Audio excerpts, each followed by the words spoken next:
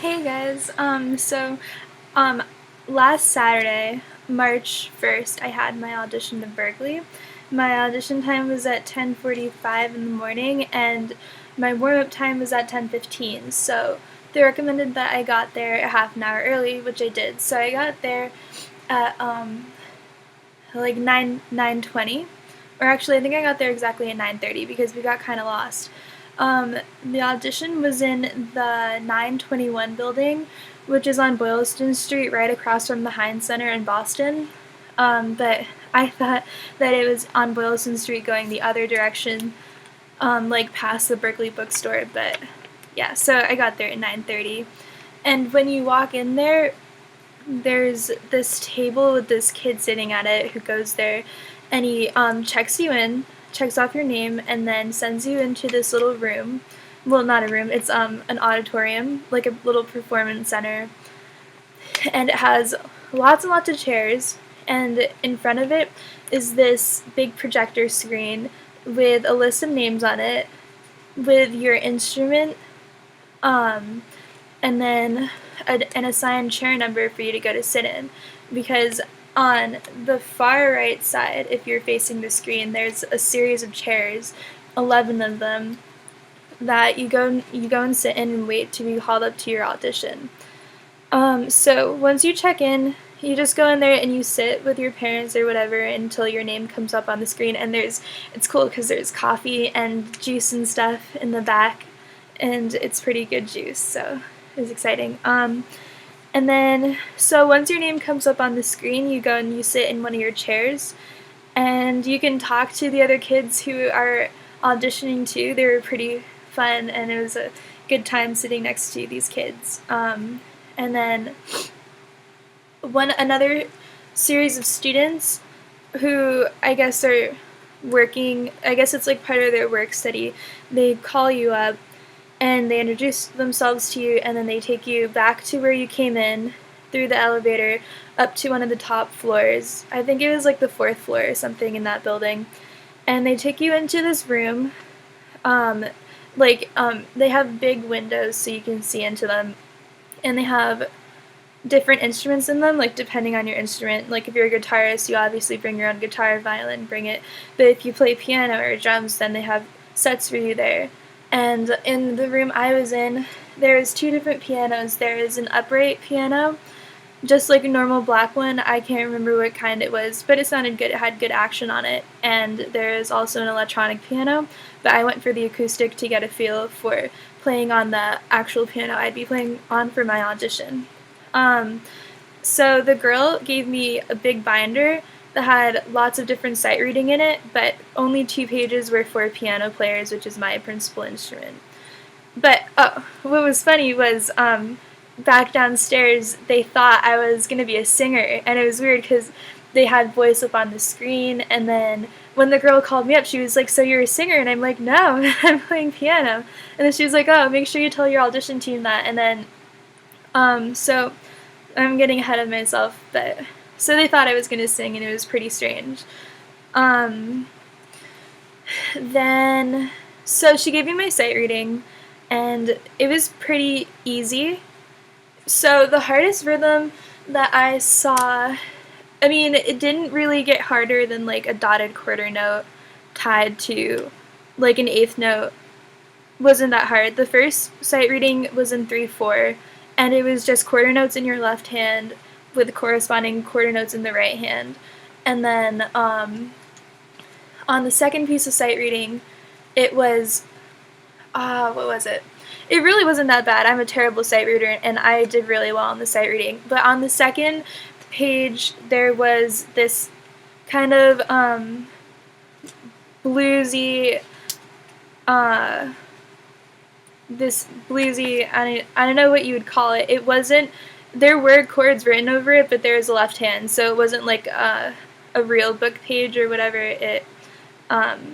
Yeah, so you can read it, and it wasn't that hard. There's a quarter note in the left hand, and then some rests, and then 2 eighth notes, and then you could see where you were supposed to play and where you weren't, and that's probably why I was okay with it, because you could see the spaces and the music. And then below that were 2 samples of jazz that had the written chords over it, and they were kind of hard chords. Like, they had the flat 9s and flat 5s, flat 13s. I didn't see any sharp 11s, but so basically, if you're really good at sight reading and you know your chords, then you'll be fine with it, because those rhythms are really easy too.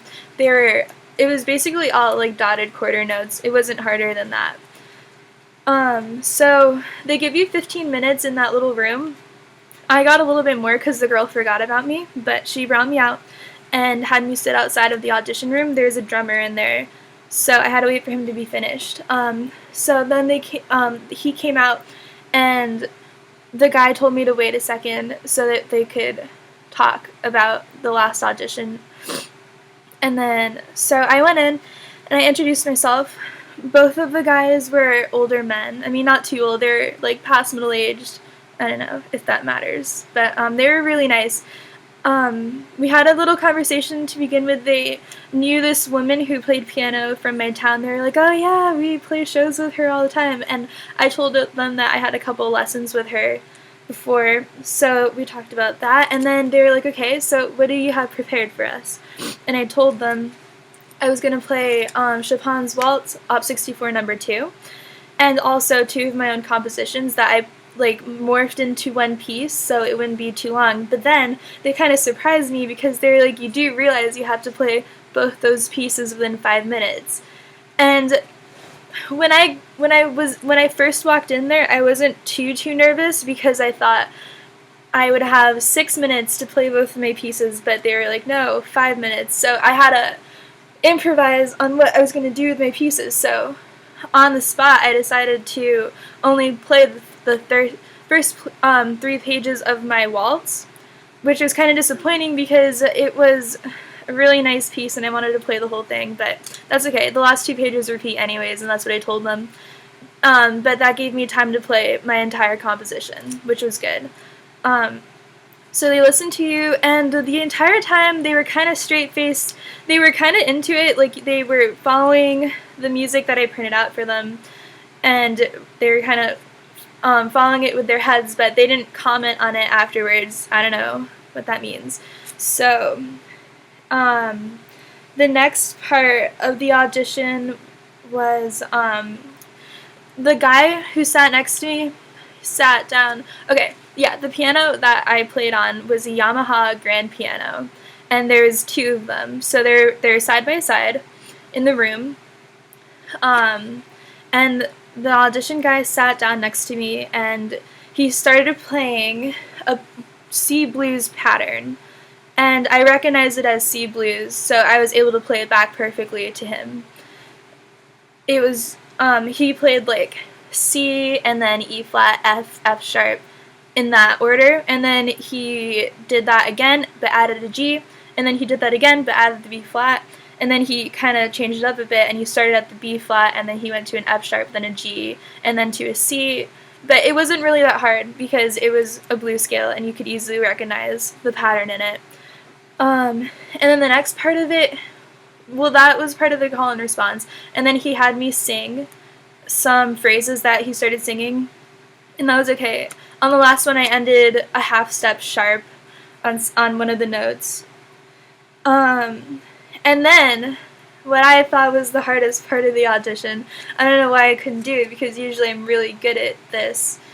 He had me clap back rhythms that he was doing, and he was tapping his foot in a 4-beat rhythm, and he was doing syncopated rhythms, and they ranged in difficulty. So he started out with like a 1 measure 1, and then started out with 2, and he asked me to clap them back to him, and then as they were getting longer and progressively harder, I just couldn't do it. And I felt really bad because usually I'm really good at it, but for some reason it was because he was tapping his foot, it was throwing me off. He was like, you need to subdivide, and I'm like, I'm trying, I'm sorry, you know. So that's how that went down.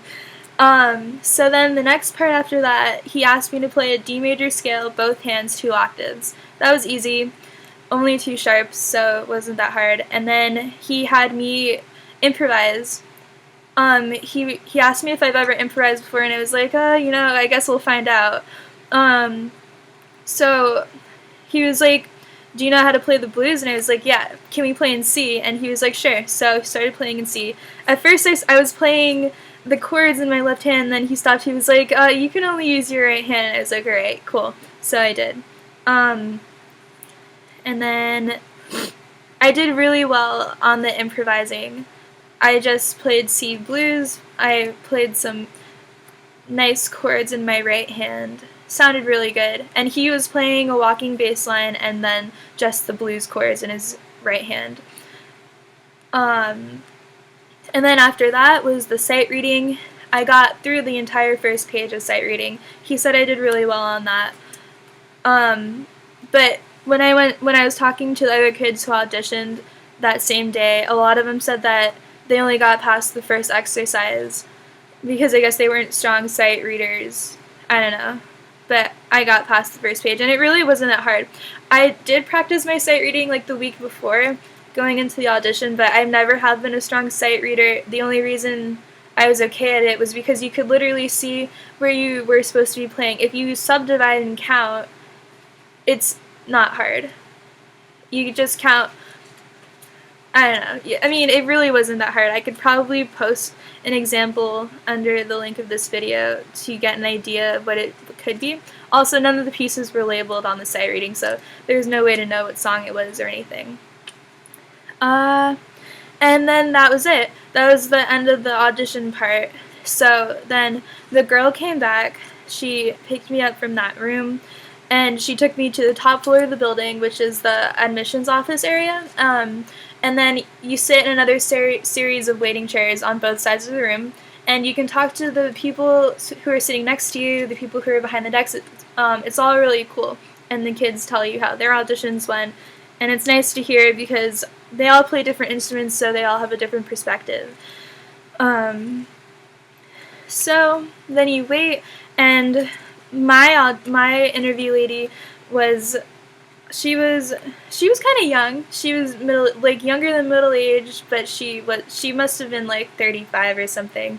She was super, super nice. She was like, "Oh, I like your dress," because I was wearing a green striped dress that had like black stripes, and my mom had made me wear it. And I told her that. I was like, "Oh, thanks, my mom made me wear this," and we really hit it off. She was like, "Well, that was a good choice because I'll remember you." And I was like, "Oh, well, I wanted to wear black," and she's like, "Oh, well, all musicians wear black, so you're standing out, so I'll remember you." So, I don't know. I thought that went well. She asked me questions. First she asked me how I started out in music, and I told her that I started seriously playing piano in 7th grade, but I had played before then, but I only really cared about it starting in 7th grade. And she asked me what my career goals were, and I told her that I wanted to become a film scorer. Then the last question that she asked me was, if I were to put on a concert and I needed to have an advertisement made for it, what do you think the advertisement should say? What do you think the audience should know about you so that they can come to your show?